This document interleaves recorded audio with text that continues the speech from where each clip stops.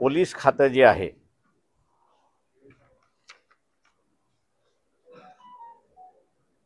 हे आता बदमाशांचं खातं व्हायला लागले अशी असणारी परिस्थिती आहे।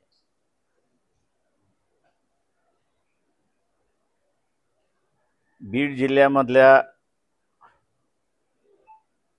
एका महिला डॉक्टर ज्या फलटणमध्ये साताऱ्यामध्ये होत्या, त्यांच्या संदर्भामध्ये जी परिस्थिती झाली की त्यांना आत्महत्या करण्याच्या इथपर्यंत नेऊन पोहोचवलं।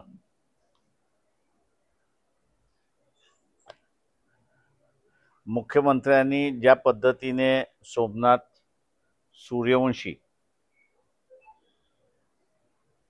सभागृहामध्ये खोटी माहिती दिली आणि कुठल्याही विरोधी पक्षाने मुख्यमंत्र्याच्या विरोधात हक्कभंगाचा ठराव सभागृहामध्ये आणला नाही। त्याच पद्धतीने जी काही माहिती आमच्याकडे आली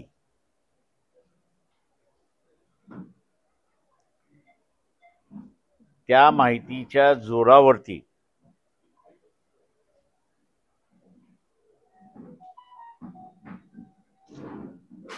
पीए जे आहेत खासदारांचे त्यांनी दबाव टाकला होता आणि आपण बघत असाल की मुख्यमंत्र्यांनी पुन्हा त्या खासदारांना क्लीन चिट देऊन टाकली अशी परिस्थिती आहे। तेव्हा मुख्यमंत्र्यांनी खुलासा केला पाहिजे की खासदाराच्या पीएने फोन केला होता की नव्हता आणि तो स्टेटमेंट करण्या अगोदर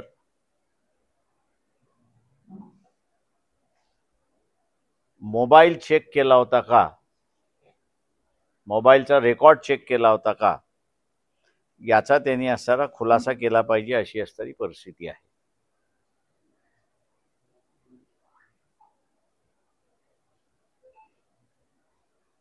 दुसऱ्या बाजूला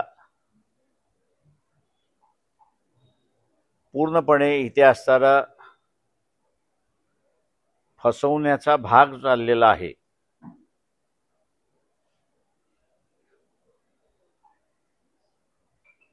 की ओबीसीना आम्ही 2 ऑक्टोबरचा GR रद्द करू म्हणून सांगण्यात येते, पण कोर्टामध्ये तो 2 ऑक्टोबरचा GR कसा कायदेशीर आहे ही मांडणी सरकारच्या वतीने त्या ठिकाणी केल्या जाते।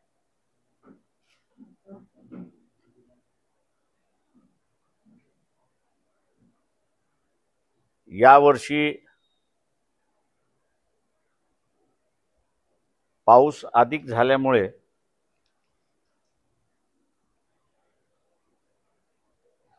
शेतकऱ्यांचं प्रचंड मोठ्या प्रमाणात नुकसान झालेलं आहे।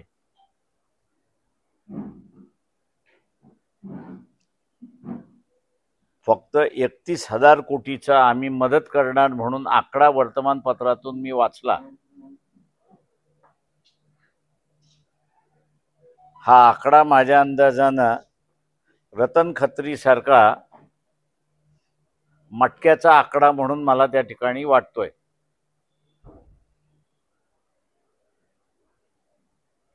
शेतकऱ्याला अजून कुठलाही मोबदला मिळाला नाही अशी परिस्थिती आहे।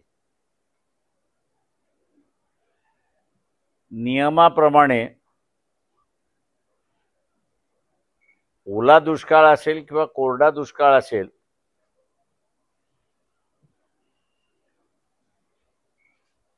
यामध्ये खावटी ही वाटप केल्या जात असते आणि ती खावटी वाटप करण्याचा हेतू आहे की पुराचं पाणी घरामध्ये शिरलेलं आहे आणि घरामध्ये पाणी शिरल्यामुळे कपडे असतील, अन्नधान्य असतील, हे सगळं भिजलेलं असतं,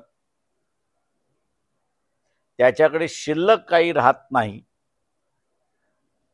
आणि म्हणून 2-4 दिवस जे पाणी उतरत नाही अशा असणाऱ्या अवस्थेमध्ये त्या शेतकऱ्याला मदत झाली पाहिजे म्हणजे खावटीपुरती असणारी वाटप केलं जात होती, परंतु या सरकारने ती खावटी सुद्धा वाटप केलेली नाही अशी असणारी परिस्थिती आहे. म्हणजे संकटाच्या कालावधीमध्ये शासनाने सामान्य माणसाच्या बाजूने उभं राहिलं पाहिजे किंवा ज्यांचं सगळं भिजलेलं आहे, नुकसान झालेलं आहे, अशाच्या बाजूने उभं राहिलं पाहिजे. ते आपल्याला उभं राहताना त्या ठिकाणी दिसत नाही. तेव्हा जी उदासीन भूमिका या ठिकाणी साताऱ्याचे असणारे जे डॉक्टरीन आहेत, राधिका मुंडे,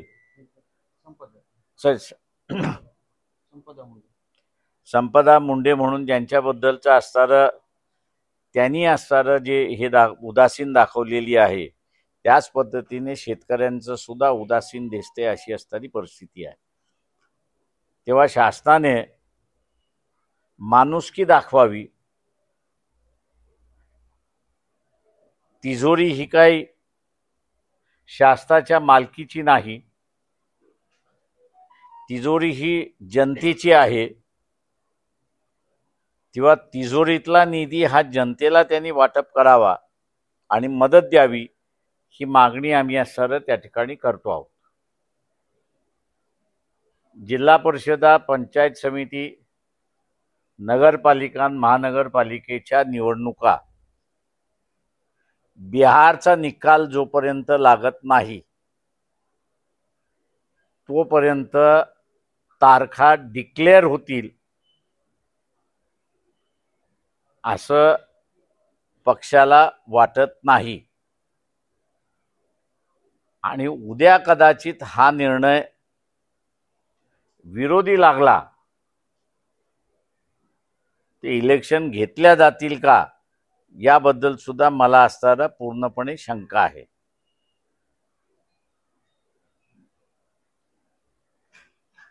परभणी जिल्ह्याची आम्ही असणारं नव्यानं बांधणी त्या ठिकाणी करण्यात आलेली आहे. महानगराचे जे अध्यक्ष आहेत मुदस्सीर असर म्हणून असणारा अध्यक्ष आहेत, प्रमोद कुटे हे जिल्हा उत्तरचे असणारे अध्यक्ष आहेत आणि मनोहर वाळके हे असणारं दक्षिण जिल्ह्याचे असणारे अध्यक्ष आहेत. तेव्हा ह्या सगळ्यांना आपण असणारं मदत करावी अशी अपेक्षा मी आपल्या सगळ्यात बाळगतो. आपण आता विचारा.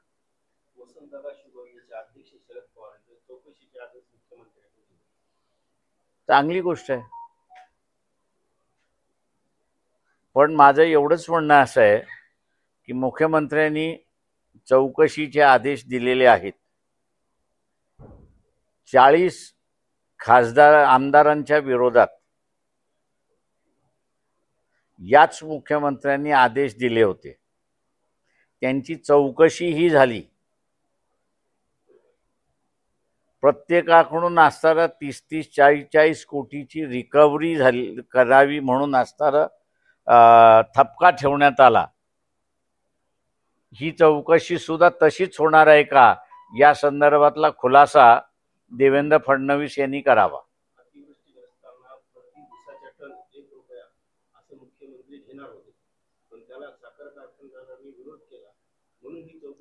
साखर कारखानदार हे मालक नाहीत. 90% साखर कारखान्यामधला निधी हा शासनाचा निधी आहे. त्याच्यामुळे जो नफा आहे त्या नफ्यामधनं असणारा 1 रुपया घेणं हे शासनाचा अधिकार आहे आणि तो जर शासन अंमलबजावणी करत नसेल तर मग हे किती तकलादू सरकार आहे हे आपणच ओळखलेलं बरं आहे. टायमिंग बद्दल एक प्रश्न आहे की नेमकं जैन बोर्डिंग प्रकरण घालत असताना शरद पवारांवरती चौकशी जाहीर केली आहे तर त्या टायमिंग बद्दल काय सांगाल, कसं पाहतात टायमिंग? कसलं टायमिंग? हे जैन बोर्डिंग प्रकरणाचा प्रकरण निघाला आणि त्याच वेळी नेमकं शरद पवारांची चौकशी लागली साखर कारखान्यात. काय घेणं? दोन्ही वेगवेगळे प्रकरण आहेत. एक प्रायव्हेट प्रकरण आहे, एक सरकारी प्रकरण आहे. तुम्ही कसं काय संबंध जोडता?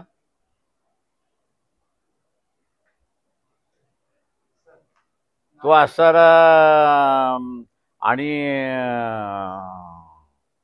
कालच मी असणारा होतो त्या बोर्डिंगच्या महाराजांना भेटायला आणि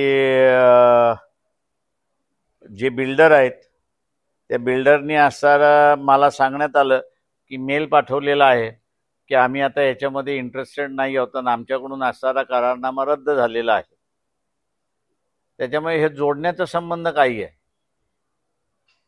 चोर चोरच असतो, नवीन काय आहे त्याच्यामध्ये? जैन बोर्डिंग प्रकरणी मोहरांवर म्हणजे मंत्र्यांवर डायरेक्ट आरोप केले असताना देखील सरकारकडून त्यांना पाठीशी घातलं जातं. शरद पवारांना घातलं नाही का? अजित पवारांना घातलं नाही का? छगन भुजबळ यांना घातलं नाही का? कित्येक जणांची नावं मी घेऊ शकतो की ज्यांना असताना सरकारने पाठिंबा घातलेला आहे, पाठीशी घातलेला आहे. म्हणून हे चोरांचं सरकार आहे. शेतकरी संघटना सध्या नागपूरला आहेत आणि ट्रॅक्टर मोर्चे आहेत कर्जमाफीसाठी. आपली काय? मी मगाशी म्हणालो ना, मंत्री असताना काय करत होतात हे पहिल्यांदा सांगा ना. मंत्री असताना मंत्रीपद उपभोगायचं, शेतकऱ्याला विसरायचं आणि आपलं मंत्रीपद गेलं आणि कोर्ट केसेस लागल्या आणि चौकशी लागली की मग शेतकऱ्यांचा कळवळा येतो. असे नौटंकी करणाऱ्यांना लोकांनी धडा शिकवला पाहिजे. कायदा व सुव्यवस्थेचा प्रश्न राज्यामध्ये मोठ्या प्रमाणावर उपस्थित झालेला आहे. मागच्या अनेक दिवसांमध्ये ज्या घटना बघितल्या तर वाटते का मुख्यमंत्री? मी असारा लोकांना सरळ म्हणतोय, तुम्ही अधिकाऱ्यांना बडवून काय करणार आहात? अधिकारी निर्णय घेतो का? अधिकारी निर्णयाची अंमलबजावणी करतो. तेव्हा ज्यांना या ओल्या दुष्काळामध्ये मदत मिळाली नाही आणि बेरोजगार जो आहे की त्याच्या हाताला काम मिळालं नाही, त्यांनी अधिकाऱ्यांना बडवण्याच्या ऐवजी निर्णय घेणारा कोण इथला? तर राजकीय पक्ष आहेत. जे नेपाळमध्ये घडलं, जे लडाखमध्ये घडलं, इथल्या तरुणाने जर महाराष्ट्रामध्ये घडवलं तर परिस्थिती सुधारेल, त्याच्या हाताला काम मिळेल. आणि इथं असताना 30-30, 35-35 वर्ष होऊन सुद्धा लग्न होत नाहीत म्हणून जे बोंबलतात आहेत, त्यांनी अधिकाऱ्याच्या गाडी फोडण्याच्या ऐवजी राजकीय पक्षांच्या गाड्या फोडाव्या. सुधरून जातात परिस्थिती. इथे काही वेळ लागत नाही.